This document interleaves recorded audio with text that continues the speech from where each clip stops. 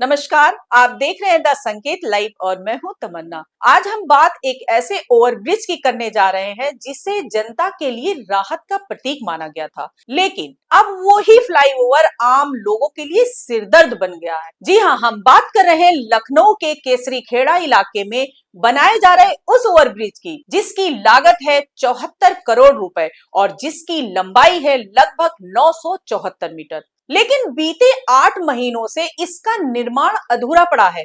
वजह सिर्फ एक, बीच रास्ते में एक मकान आ गया। जरा सोचिए, रक्षा मंत्री के हाथों शिलान्यास होने वाला एक ऐसा फ्लाईओवर जो 10,000 लोगों की रोजमर्रा की जिंदगी को प्रभावित कर रहा है, वो भी महज कुछ मकानों की वजह से रुका पड़ा है।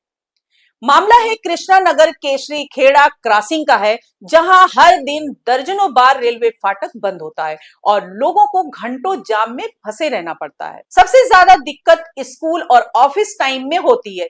इसी परेशानी से निजात दिलाने के लिए लोगों ने सालों तक रक्षा मंत्री राजनाथ सिंह और रेलवे विभाग से अपील की। फिर जुलाई 2023 में शासन से 74.48 करोड़ रुपए की मंजूरी मिलती है और 17 जुलाई को राजनाथ सिंह खुद इस फ्लाईओवर का शिलान्यास करते हैं। योजना थी कि सेतु निगम, रेलवे और पीडब्ल्यूडी की संयुक्त टीम मिलकर 2 लेन का 973.56 मीटर लंबा पुल बनाएगी, जो इलाके के 5 लाख से ज्यादा लोगों को राहत देगा। लेकिन अब वही पुल बंद पड़ा है, अधूरा है, क्योंकि उसकी राह में कुछ मकान और दुकानें आ गई हैं। ये मकान है दीपू यादव, राजेश यादव, राकेश यादव, राम विजय, पंकज, राकेश, सुमित, अरुण और राम स्वरूप के।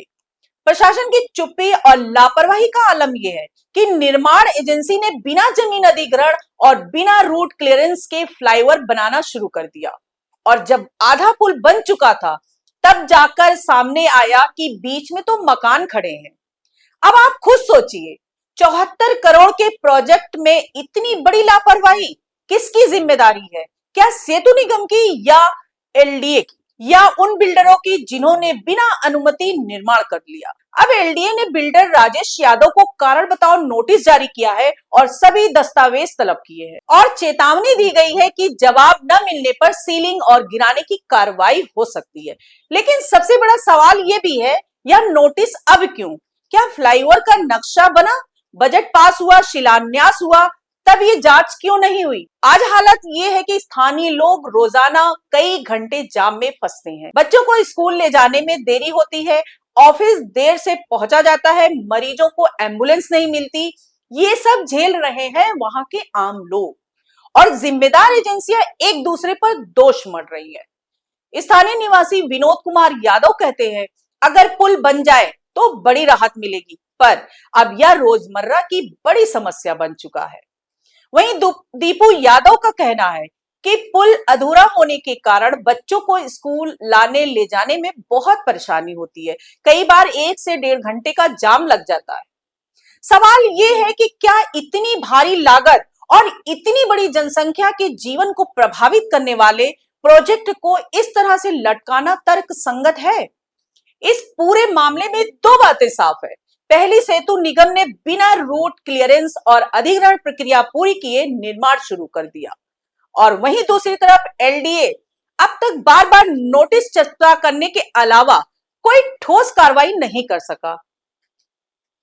यदि मकान रास्ते में थे तो अधिग्रहण पहले क्यों नहीं किया गया और अगर निर्माण अवैध था तो उसे रोका क्यों नहीं गया?